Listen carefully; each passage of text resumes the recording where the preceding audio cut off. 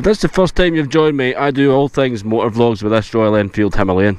Now, today I'm going to be heading north, the Southern Highlands, or the Southwest Highlands. And I'm going to conclude the journey up around Glencoe.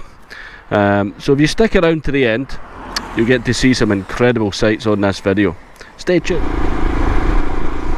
I'm feeling extremely lucky today. I just sent the drone up over there and I saw the Waverley. Right guys, we're starting this journey today here on the Erskine Bridge. Now, we're going up through past Loch Lomond, then up along the A82 towards Glencoe. Now, a lot of people consider that A82 road as one of the most scenic routes in Scotland. In fact, probably one of the most scenic routes in Western Europe. It's hard to disagree. But stay tuned towards the end of the video guys, you get to see all these different sites with me today. Guys, see if you ever come to Scotland and you're looking for a little bit of history. The obvious places to start are places like Stirling Castle, Edinburgh Castle, Perth, places like this. But you're looking to look a wee bit further than that. Look for anywhere that's got a name with the prefix Dun, D-U-N. For example, Dundee, Dundonald, Dunua, Dunkeld, Dunfermline.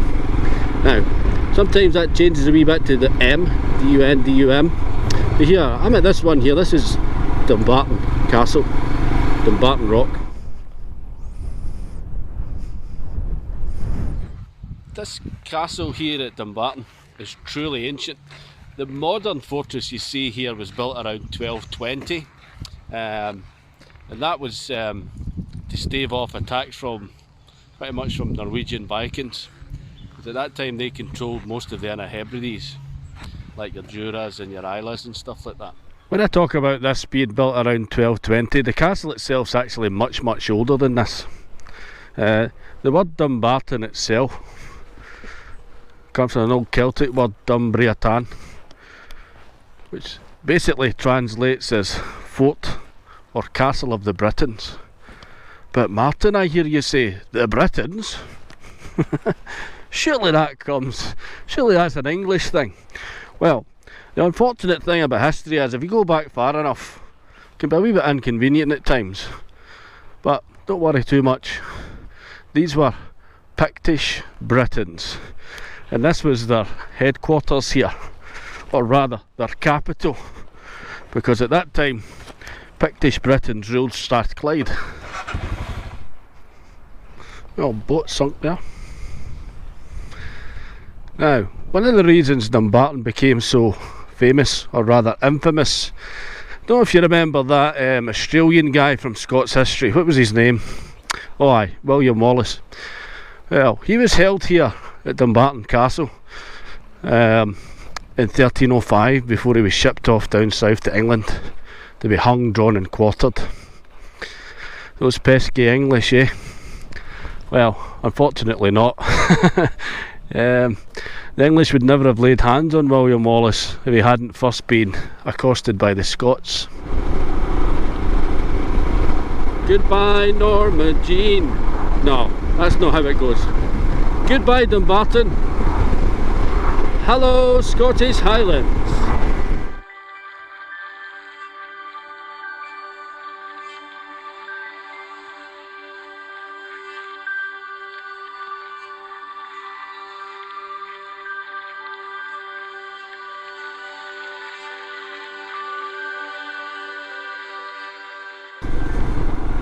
It's a little village called Luss. It's right on the banks of Loch Lomond. Now, you might be asking the question, Martin, see if I visit Scotland, whether it's on a bike or camper van or whatever, should I visit Loch Lomond? Let me think about that. That's the question. I'm in Scotland, I'm in Glasgow, don't have a lot of time, want to head north, I want to see a few things. Should I go to Loch Lomond? Must admit, I need to think about it for a minute, because maybe there's other things that you could do with your time. Maybe water's not your thing. Maybe you're not into nice scenery. Maybe you just want to go and see some old buildings, you're asking me, did I visit Loch Lomond? Yes! Yes! Well worth just a couple of hours, even if you don't have a lot of time. A couple of hours, just get out of the city, come up this direction. It's dead easy from here as well to cut across to places like Stirling. So you can do like a Loch Lomond Stirling thing, for example. You can't really see the top of it here, but this is the southernmost Monroe in Scotland. This is Ben Lomond. And Monroe in Scotland is any hill or any mountain over 3,000 feet. A Highland fault line runs all the way through the loch here. Right folks, I'm going to stop talking for a bit so we can start to take in some of this scenery. The next stop for me is going to be several miles up the road at the Green Welly stop, Tyndrum.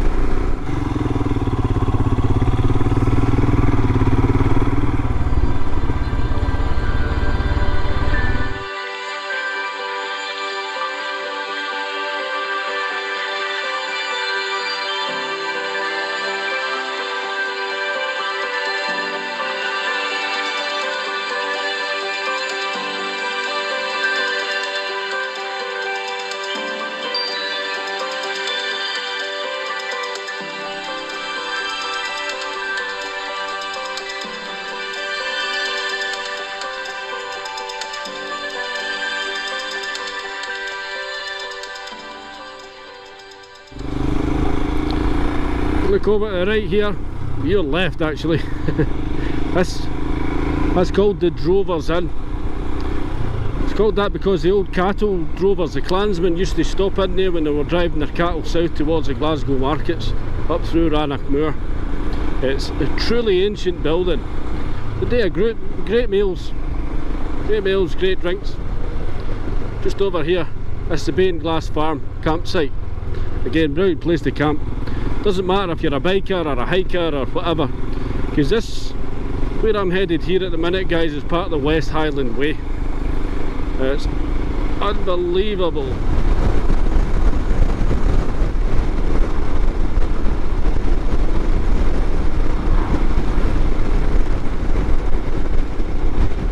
Right, this next place here guys is Tyndrum, the Green Welly stop. A bit of a mecca for bikers. Told ya. Question is, where does the coffee live? Coffee.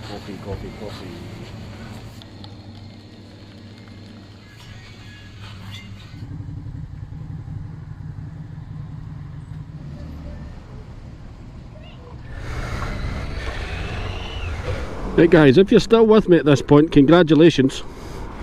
Because between here and Glencoe is some of the most stunning scenery in Scotland. Weather permitting, the best is still to come. Now it's a wee bit wet, a wee bit cloudy, but let's see if it dries up as we go along.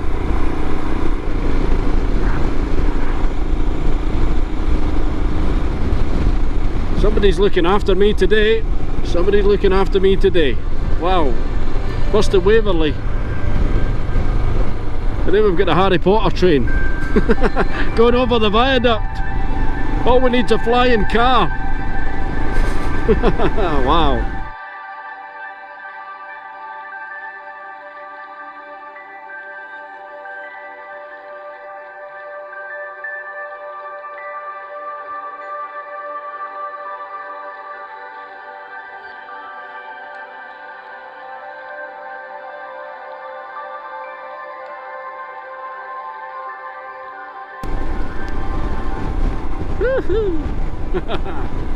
Stunning, absolutely stunning.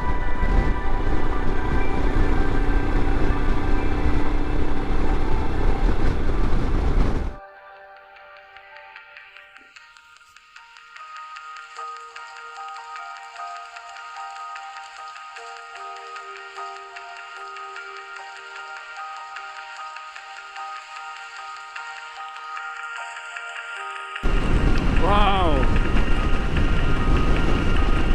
this place always gives me goosebumps.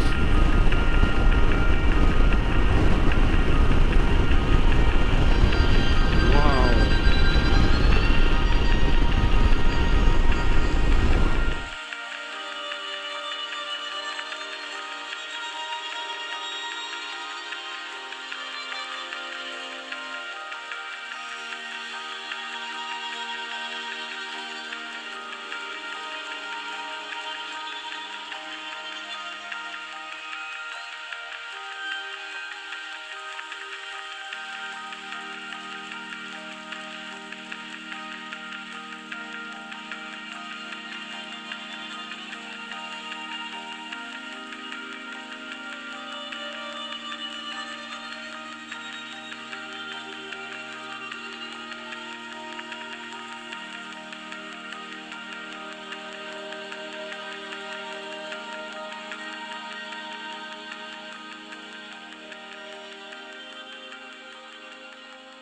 Behind me here is Moor. It's a very famous mountain, and this is Glencoe. We've just passed through the Rannoch Moor here. It's about 50 square miles of desolation. Now, up ahead of us here, round this corner we drive into Glencoe. It's absolutely stunning. We get through there in about 5 minutes. Now, across the road here, I just passed the King's House. Here it is, the King's House Hotel. Now it's called that because it used to be a soldier's garrison. Soldiers were billeted there. So many cars, wow.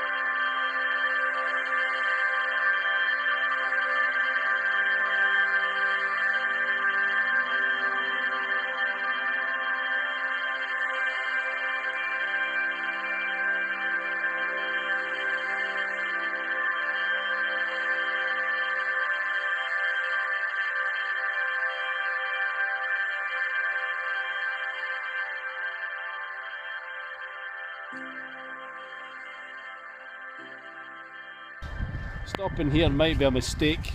You can see how quick the weather's changing. It was nice a minute ago, as you saw. These three peaks here are Three Sisters, and in here we've got the Hidden Valley. Stunning, but you need to walk in. Unbelievable! Rain!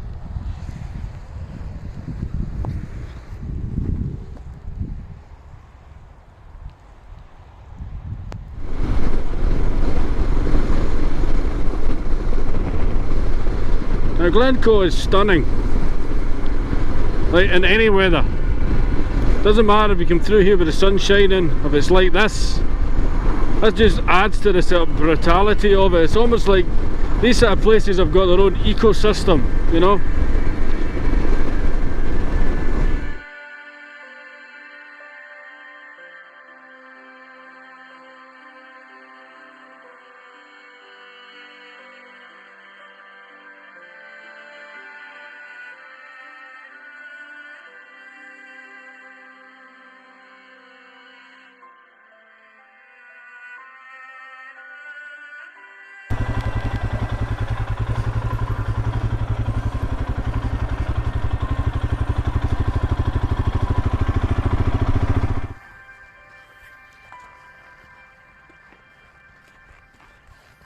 So guys, what happened here in Glencoe, 13th of February 1692? Well, cutting a long story short, there was a massacre. The MacDonalds of Glencoe were massacred under the orders of King William III, and they were killed in their beds. Now we're talking about men, women and children here. But not all of them, some of them escaped. But a lot of them died of exposure. This was February. Now the MacDonalds and their families had no chance, basically. Because what made this so shocking was they had actually been housing those government troops, which was not uncommon in Highland society. So the clan chief had billeted these troops, about 120 of them, throughout the different settlements here in Glencoe. And then, in a coordinated attack, 5 AM in the morning, the 13th of February 1692, they killed those people in their beds. Now, a lot of troops came over from Invergary, through Loch Lomond and over the Devil's Staircase at the top of Glen where I first came in, and they blocked the head of the pass there. Then they started to move down in support, and then other troops came to block off the pass down at the bottom here, so that they couldn't, none of the clansmen or their families could escape through to Loch Lomond. Because as you saw, as we drive through Glencoe here, there's extremely steep sides on those mountains. There's really no way to escape. It's like being in a prison. Now, it was like a fortress really for the MacDonalds, you know. If you were going to try and defend somewhere, this would be ideal. And the MacDonalds, like any of the Scottish clans, they were not afraid of a fight. But this wasn't a fight. Those troops were Argylls. So they were men of this area. And they were led by Campbell of Glenlyon. Because he led those troops, and because that's something that just didn't happen in Highland society, the name Campbell became synonymous with infamy in Scottish history, right up to this day. People have got long memories, you know. So, everybody's welcome in Glencoe. Sometimes even the Campbells, these days. Anyway, that's it for this video, guys. I really hope you liked this. If you did, give me a thumbs up. Smash that like button. In the next video, I'm going to be travelling from here down towards Ahlbom, maybe even as far as Kilmartin. That's something you might be interested in. I'll see you in the next one.